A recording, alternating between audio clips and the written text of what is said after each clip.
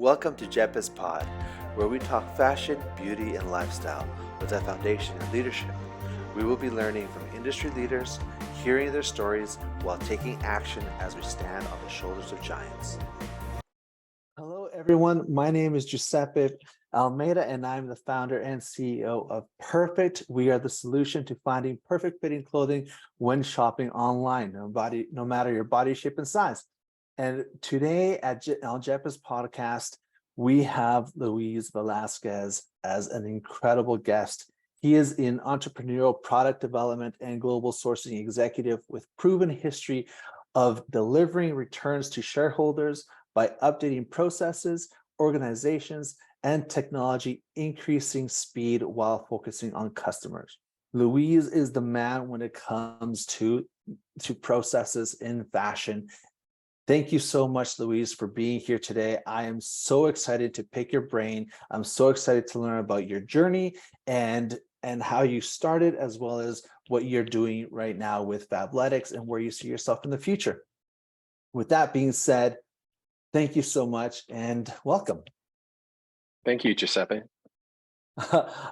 Let's just jump right in. So my biggest question that I have right now is, how did you get started? Yeah, I got started the way a lot of people in this industry get started. So you can definitely take the fashion school route. I did not take the fashion school route. I came from a very blue collar family. They were, essentially immigrants to this country. And like a lot of immigrant families, they wanted me to be a lawyer or an engineer or something like that. And when I did my undergraduate, I studied literature and philosophy. And a very natural progression after that, believe it or not, is actually law school. So my parents were really pushing me to go to law school.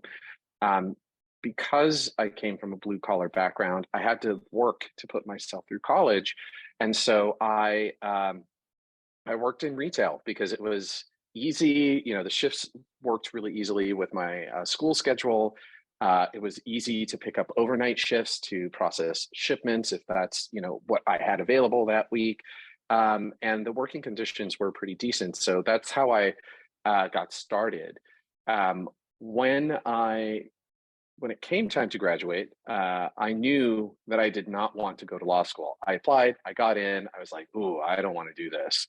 And so at the time, the store that I was working in, which was an Old Navy, posted corporate job opportunities in the back office so that you could apply for them, which I thought was such a great move. Like Gap, I'm sure is still like this, really does a great job of bringing people in from the field into their headquarters office.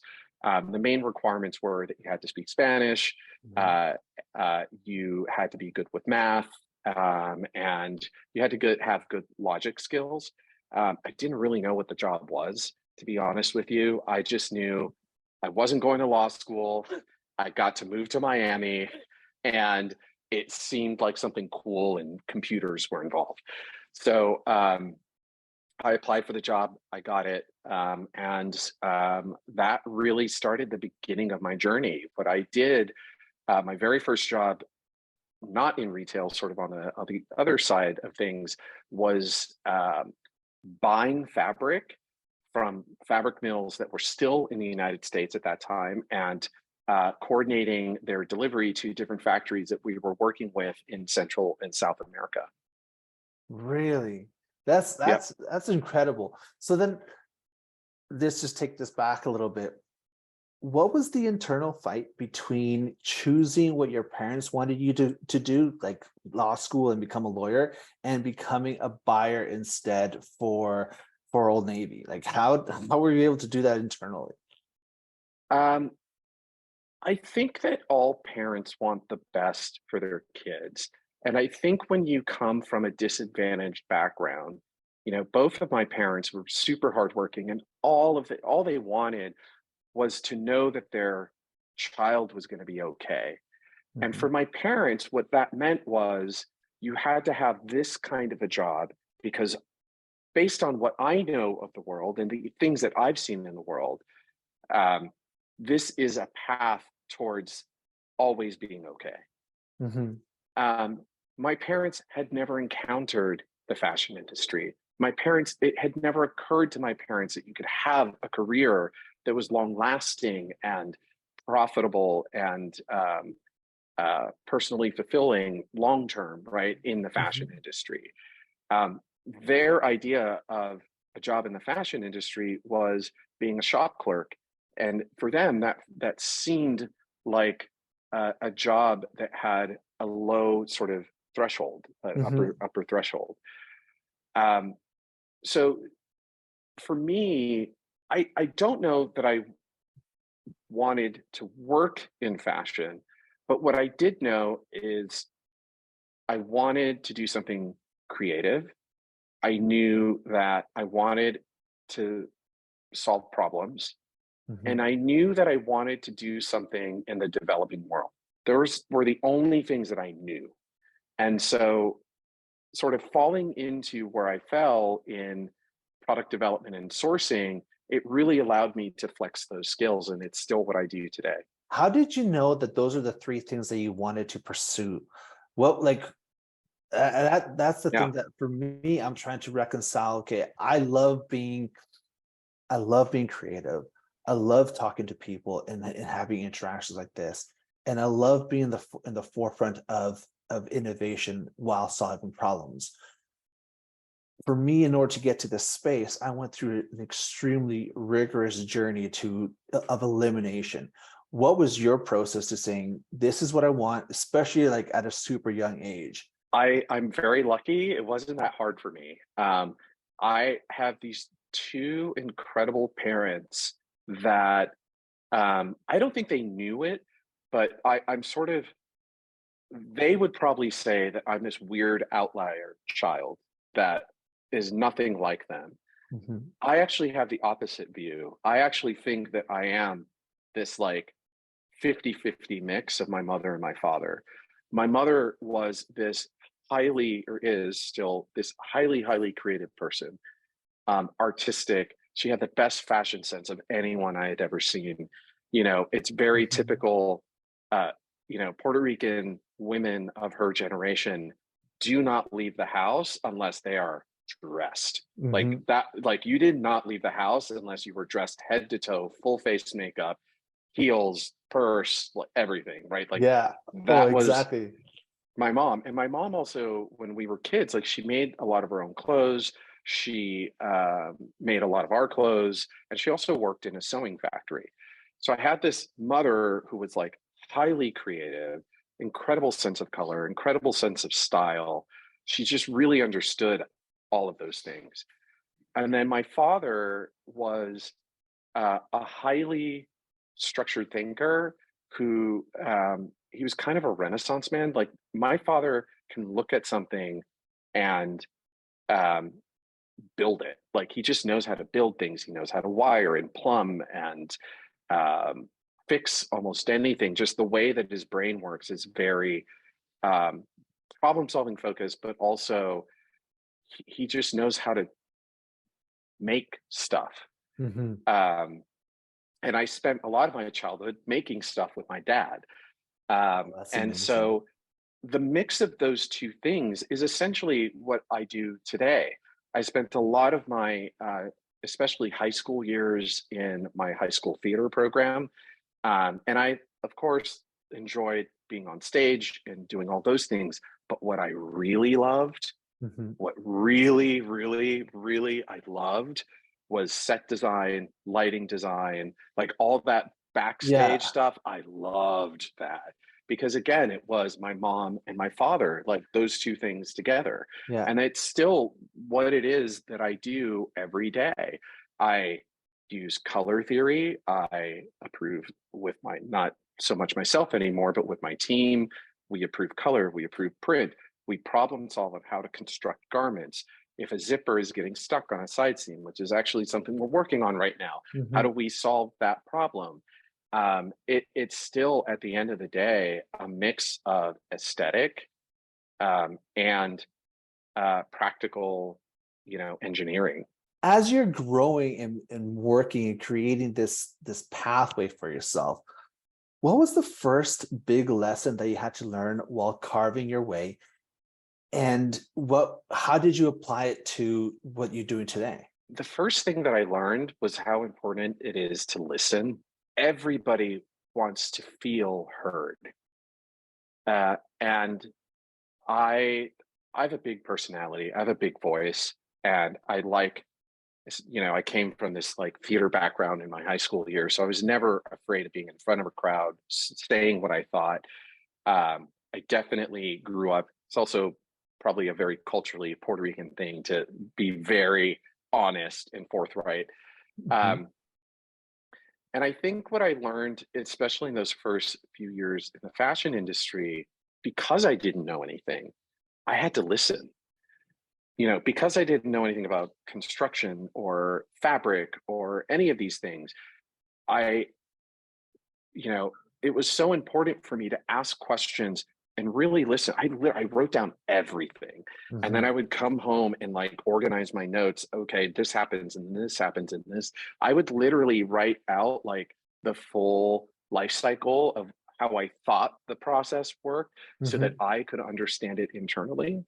Um, but more so like, especially when you're young in your career, people love to talk about if they really love what they do, people love to talk about it. They love to share that knowledge. They love to feel like they're contributing in some way. Most people, I can't obviously overgeneralize. And mhm, I'm very thankful to the people that are, taught me those things early in my career. A lot of these people I still talk to.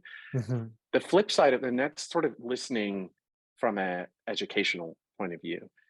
There's also listening because for uh, interpersonal relationships, negotiation, that sort of thing. Because when you listen and you really think about what the other people are saying on the other side, um, it gives you insight to decide, okay, well, then this is the next step I can take because I understand what this other, it's not about when you're negotiating, it's not about what I want. Yes, it's about what I want.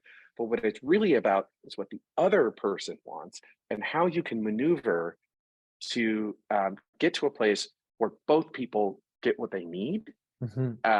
And you can only do that if you're good at listening. Can you give us an example of what that would look like? Yeah.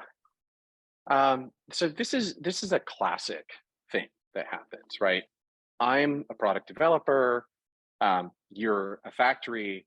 You're trying to get the highest price you can Mhm, for a garment that we're working on together.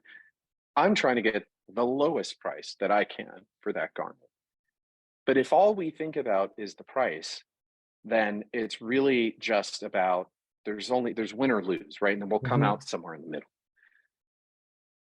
But in my relationship with you, I can talk. How is business? How are your other customers going? Oh, okay.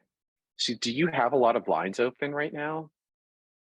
Oh, yeah, business isn't so great right now. Your competitors, their business isn't good. I'm so happy that we're still able to work together. Oh, that's great. So you have open lines. Huh, that's interesting. What if, hey, I have this other program that I wasn't going to consider to give to you, but if you can bring your price down by this percent, I might be able to give you this other program. And maybe I can fill those lines and help you. And then that in turn would help me. mhm. Right. No, Like for that's a sure. classic business challenge or use case in, Mhm. in my world. No, for sure.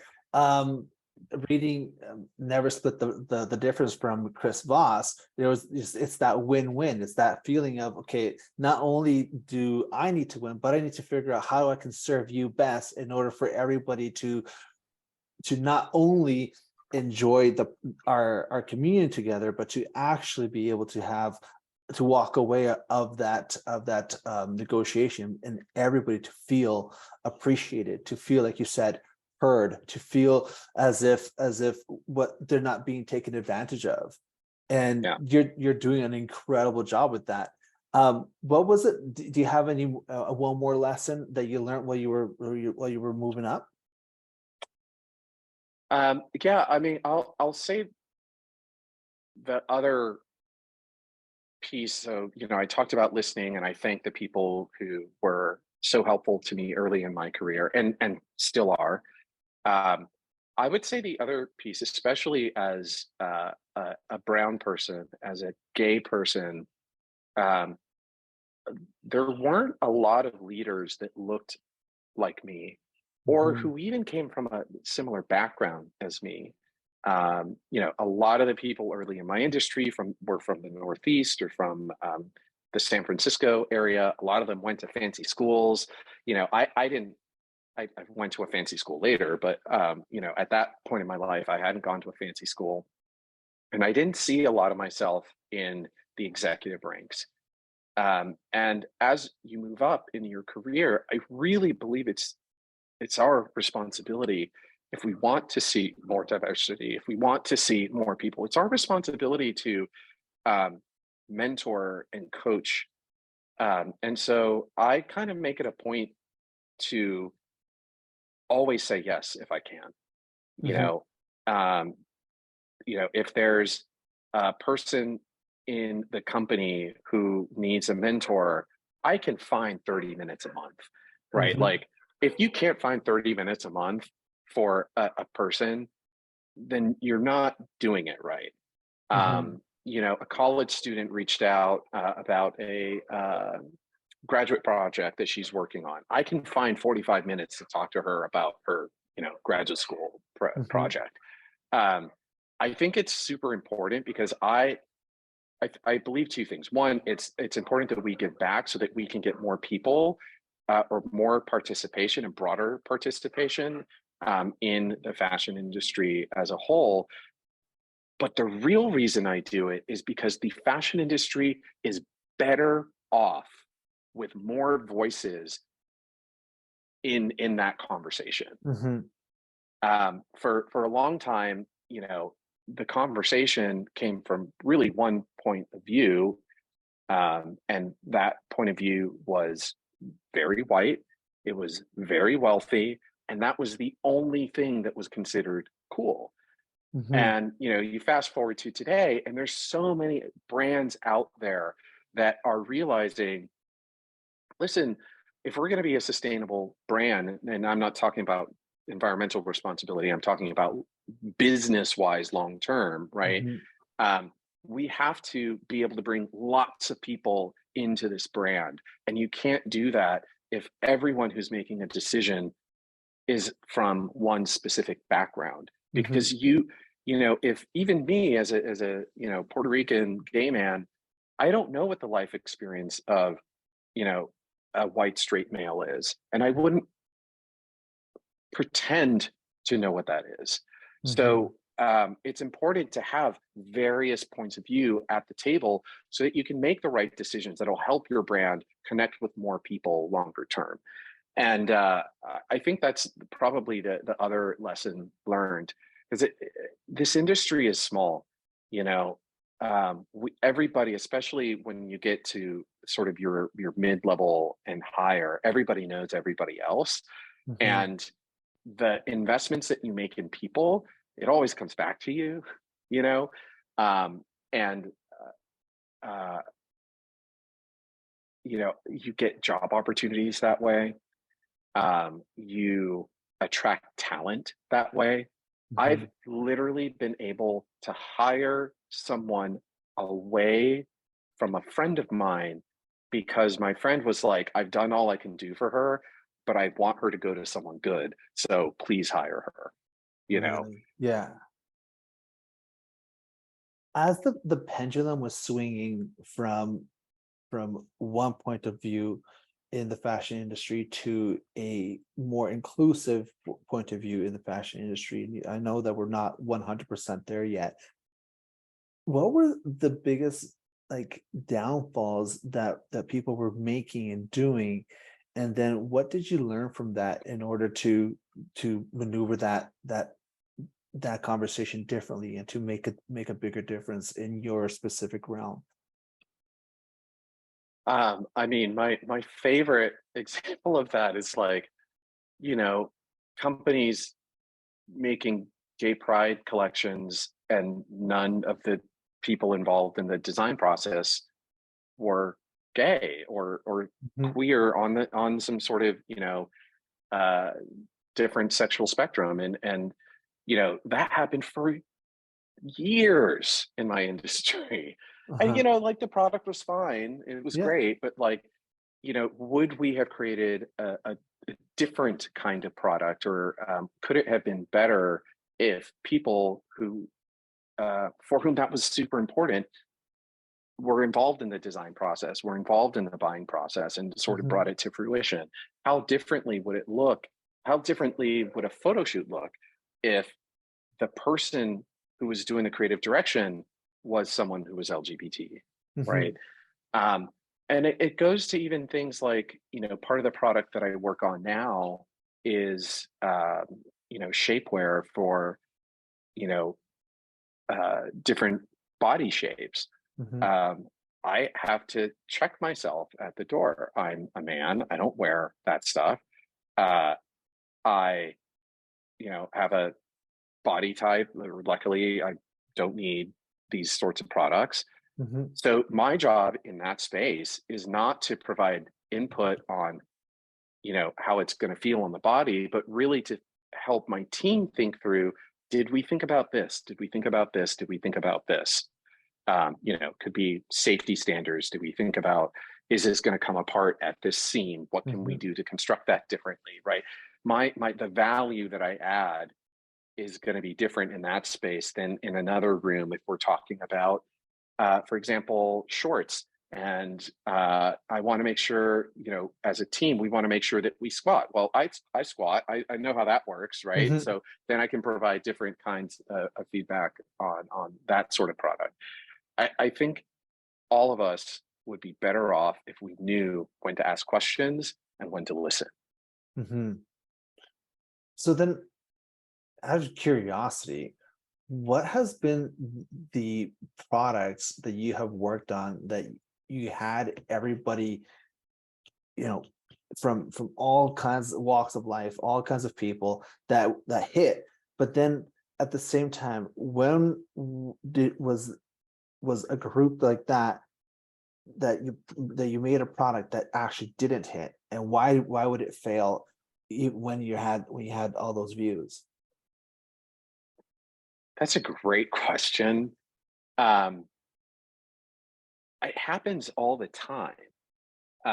Fashion is fickle, Mhm. and even my current job at Fabletics, we have so much data that's available to us, but data only tells you a part of the story. Data can't predict when there's a new TikTok trend that pops up out of nowhere, and Mhm. all of a sudden everyone's wearing mint green, like, right, like that. Yeah.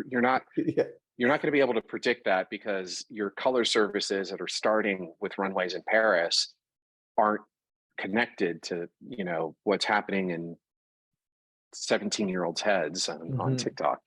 Um, so, one example I can give is our launch of Yitty, which is, I think, just about a year ago. We launched with lots of different kinds of product that we were super proud of. Um, and not all of it hit. you know the thing that ended up being the biggest hit from that original launch was not at all what we thought was going to be the biggest hit. And the Mhm. thing that we were most excited about was kind of like, meh, it was okay, but it wasn't great. um, I think what's important is that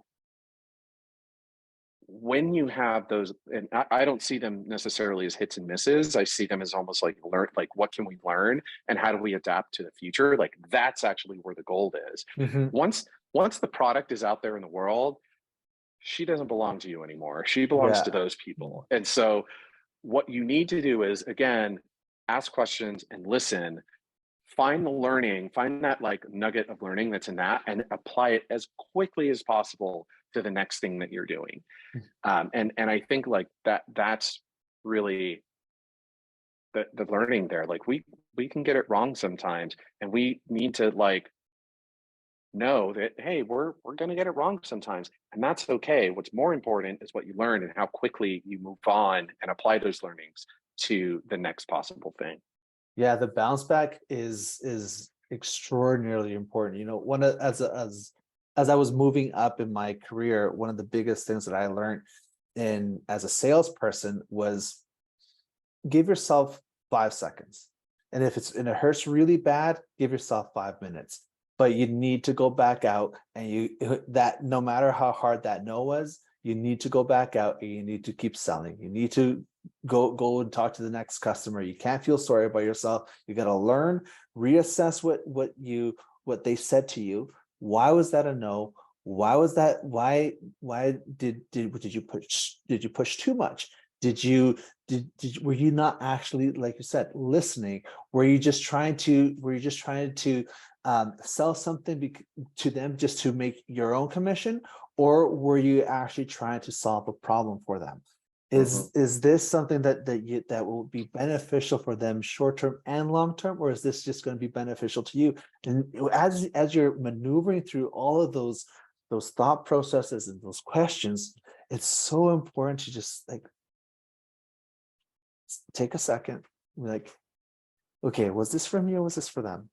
Mhm. What can I learn from this, and how can I move forward? And how quickly can my bounce back be? And how can I push what I've learned into the next customer, and that's for you into that next product? And so then my next question for you is, when you were reassessing the products, what would be like the key factors that in your reassessment process in order to know that you're getting something right, or that you've extracted the lesson that you've of missing on the Mm. product? I mean, the first thing that we always look at, and I think is the case in most brands, first thing we look at is fit. Does it fit the way that the consumer expects it to fit? Um, it's also usually the first thing that the consumers tell you about. If you get the fit way off, like they'll tell you right away. You know, in most brands, um, returns are in, you know, well into the double digits. It's not unheard of to have brands that are around 20 to 25% return rates on, Mhm. especially on D2C companies. Um, I'm really happy to say that in our brands, we're in the single digits. That's unheard of. Yeah, There it there are is. there are very few brands that are in the single digits, but we're solidly in the single digits. And I think it's because we focus so much on fit. Um, you know, the second things that I look into are usually around hand feel and construction. Mhm. Um, and those things kind of go hand in hand. So how does it feel on the body, and how is it actually, you know, are the seams actually the right strength? Are there any loose threads? Does it look like it's well finished on the inside? Um, those are things that you can't tell until you actually get it. And also the hand feel, like how does it feel soft, right? Mhm. Um, you know, 15 years ago, 20 years ago, if you got something and it felt stiff, if the design intent was to make it stiff, it wouldn't have been that big of a deal. But I think with the casualization of how people wear clothing, like that's sort of gone out the door. Like it was cool for a little while to buy like rigid denim that was like, it was like hard as a Oh rock, yeah, for right? And you would sure. like Yeah. put it on and you know it was awful, but it would like mold to your body. Nobody has the patience to do that anymore. Everything has spandex in it. You know, everything is built for comfort. So those are the other things that we look at and that our customers tell us about. But it really could be anything, you know. And I think that you know we keep going back to this central theme of listening. You know, it could be something that you think is so minor and so stupid, Mhm. you know, but that thing could be what is keeping people from buying the product.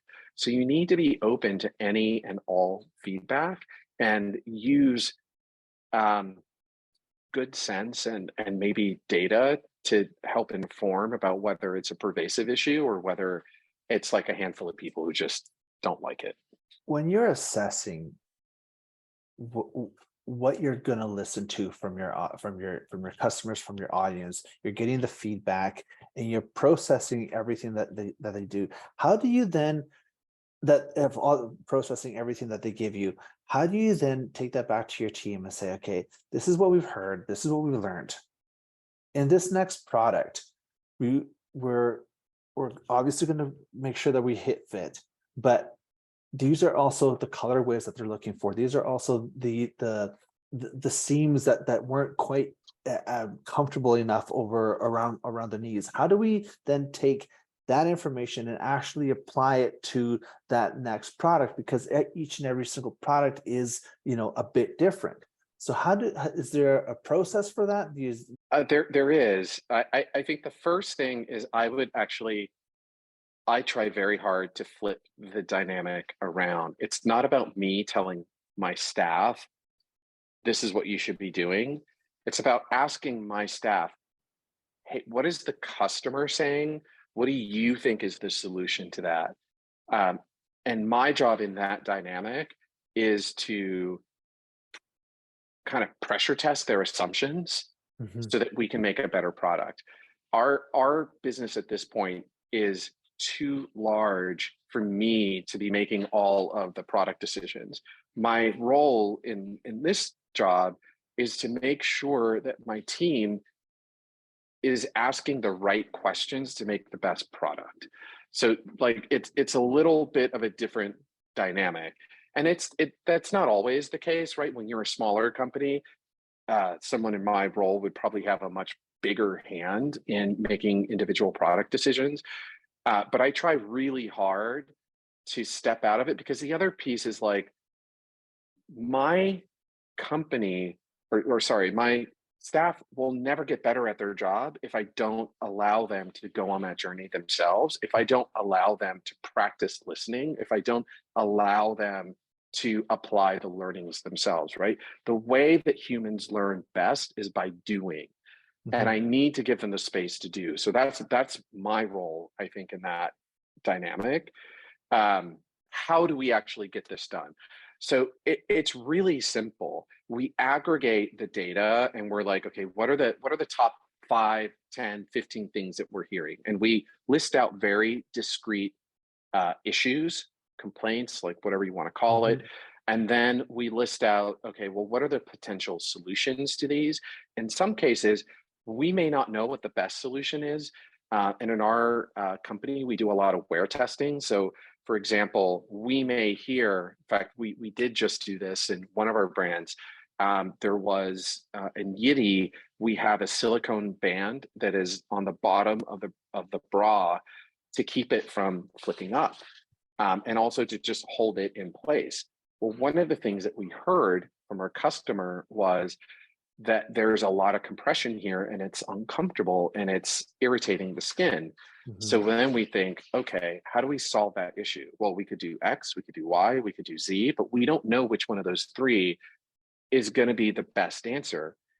Well, the best way to know what the answer is to do an experiment. And so we'll actually make prototypes in all three of those. We will do a double blind test. So we don't know which garment we're giving to the end user, and they Mhm. don't know which garment they're getting. And we'll ask for feedback.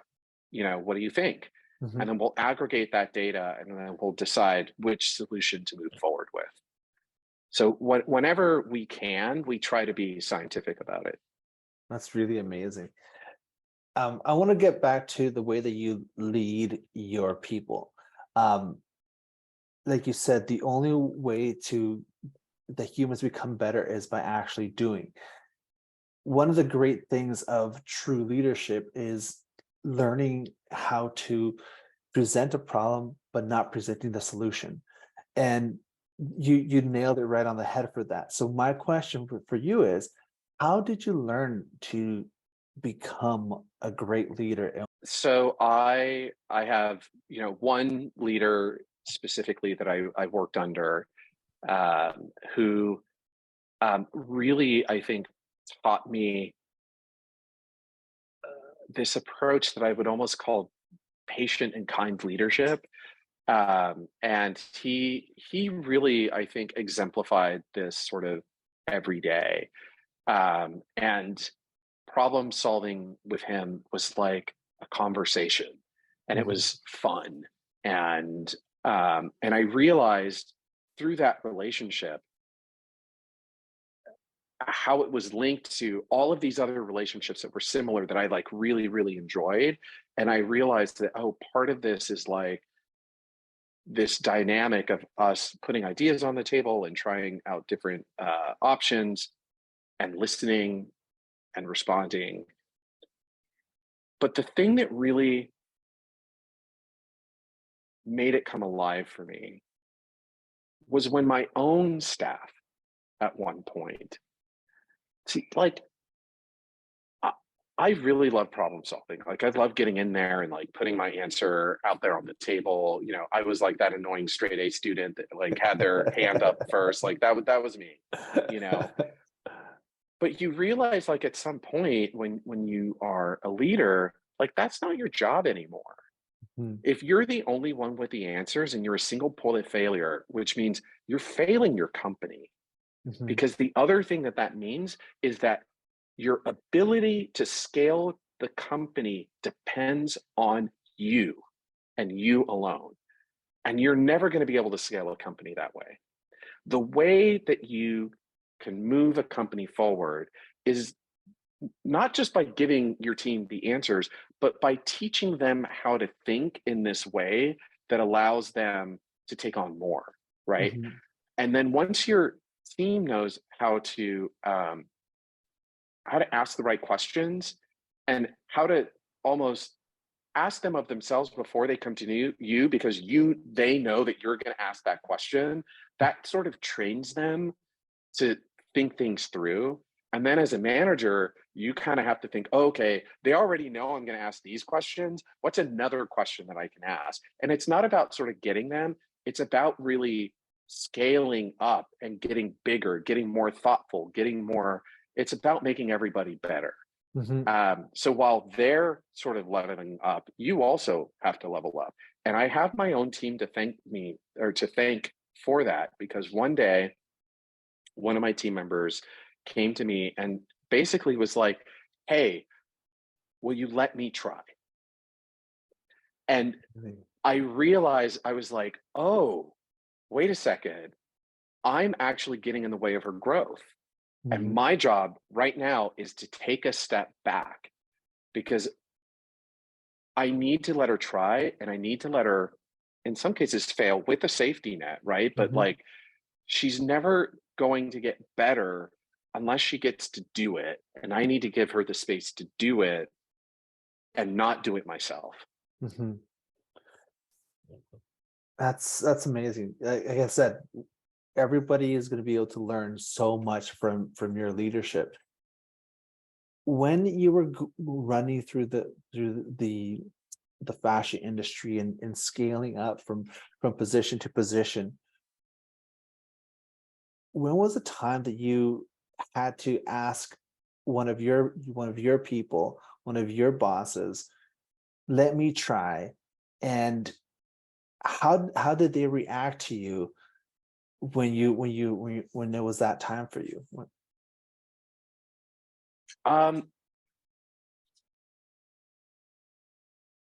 I'm very lucky in that where I am today, um, I get to say that all the time. And it's almost like expected of me. I get to try out new ideas all the time, and sometimes they work out, and sometimes they don't. Um, I think, uh, yeah, I get to do that all the time in big ways and small ways. Mhm. And I'm lucky, I guess, in that way that I have, you know, I have a manager who um, encourages me to try new Mhm. ideas and to push. In fact, I think she's really good at pushing me to go even further and faster than in some cases I'm used to going. That's Mhm. her job. Yeah. Um, so I think part of that comes from I come my background is mostly in larger companies, established, publicly traded. They've been there for a long time. That's most of what the work that I have done is. She comes from startup land.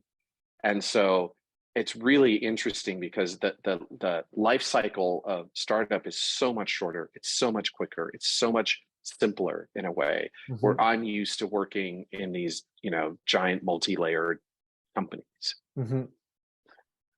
So then, as you were maneuvering your way through those multi-layered companies, how were you able to pinpoint the right mentor and capture their attention while building your own value?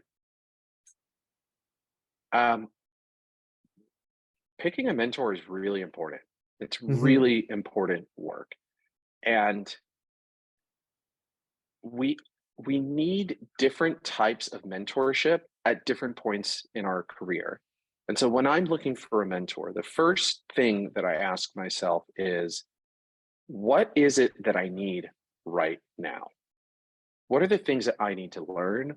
What are the things that I need to get better at? Where do I need someone to challenge me? Um, and I look for someone who I believe has those skill sets. Um, Very often, I look for someone who is outside of my line of or chain of command, if you will. I hate that phrase, but like outside Mm-hmm. of my chain of command, because I want someone with an outside perspective on the problems that I'm solving. Mm-hmm. Um, and sometimes I actually like someone from a totally different industry, because at the end of the day, we're all like, those of us who make product, whether you're making a toy, a dress, a widget, you're still making a thing, right? Like in my world, I'm making a physical object. Mm-hmm. The processes are very similar.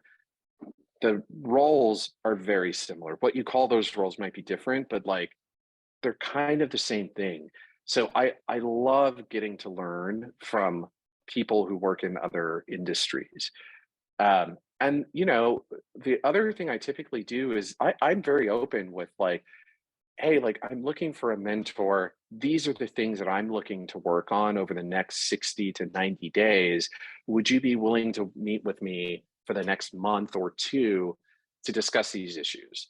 Um, and at the end of that period, then it sort of ends. And there are some mentors that, we still remain friends, but we don't have that structure anymore.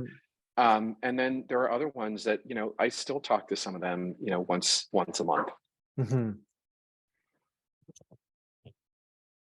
Very, very interesting. When we had our first discussion, we were talking about how do we create our own value in order for the mentor to also say yes to us. And I would love for you to expand on that, because I thought what you told me was absolutely crucial. And I would love the our listeners to learn on how to build their own value, so that when it is time to Mm. ask a mentor, hey, I need help, that the mentor actually wants to help.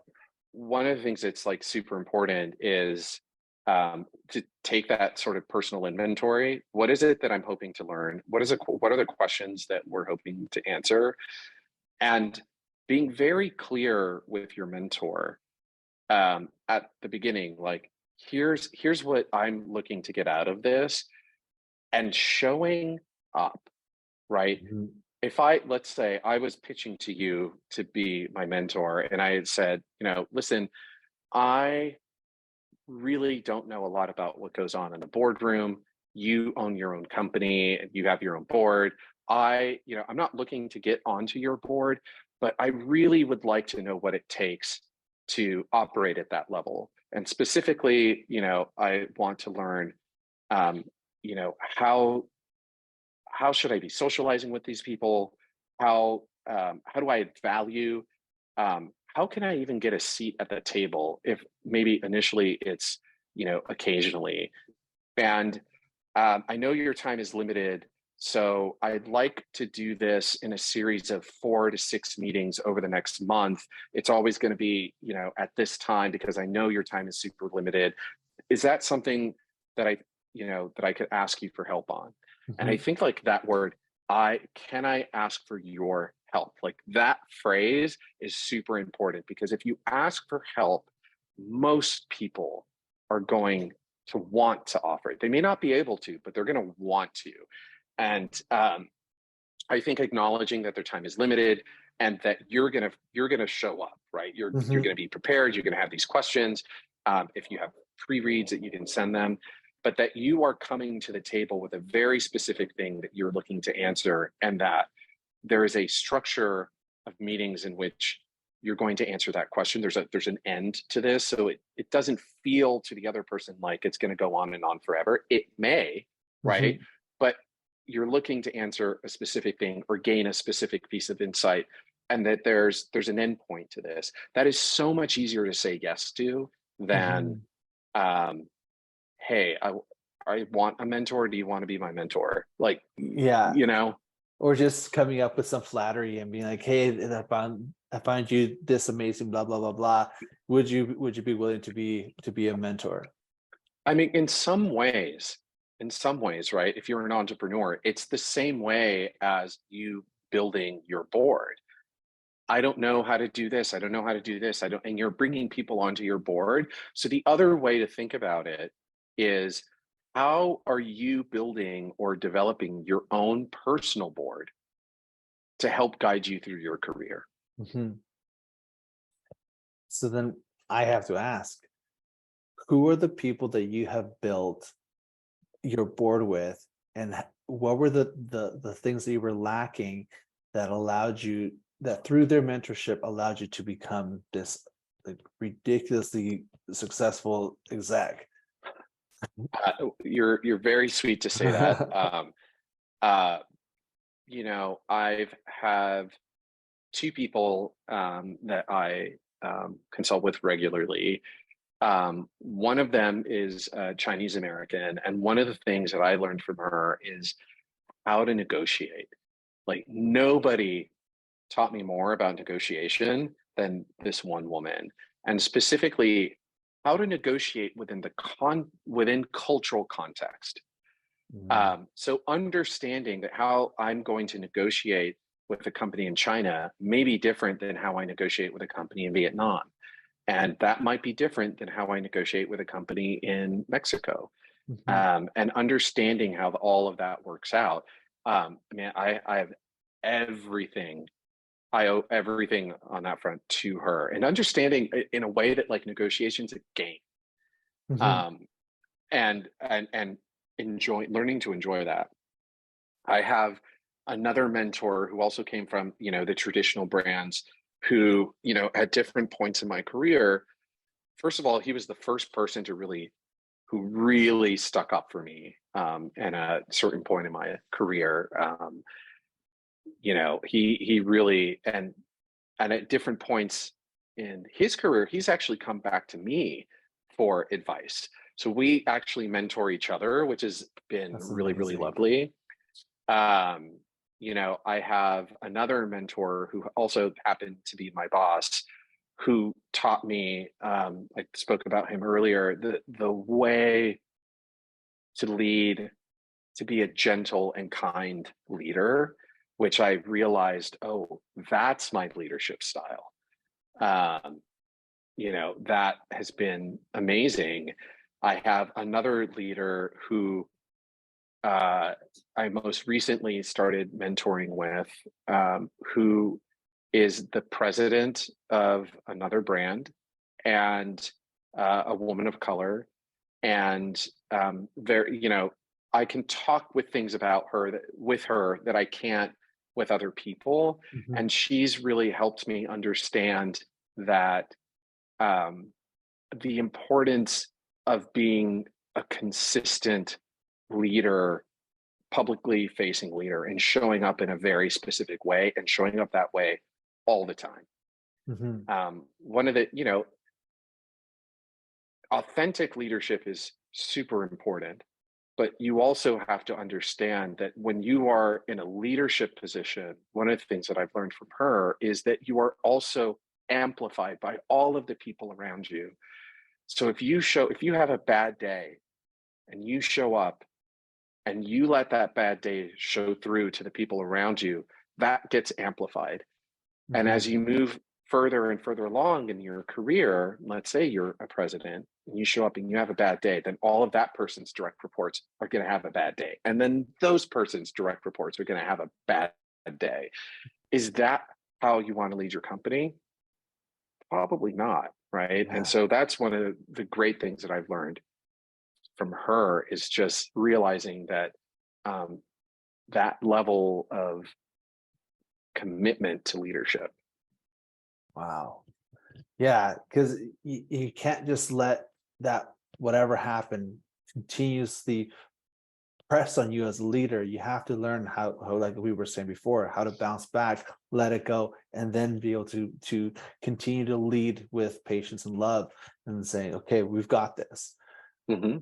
Wow, absolutely amazing. That's great lessons. I don't want to take up too much more of your time, so I'm gonna have maybe one or two more questions left. Um, if you could give your 20-year-old self some advice, how would you guide him, and what would be the most important piece of wisdom that you would instill in him?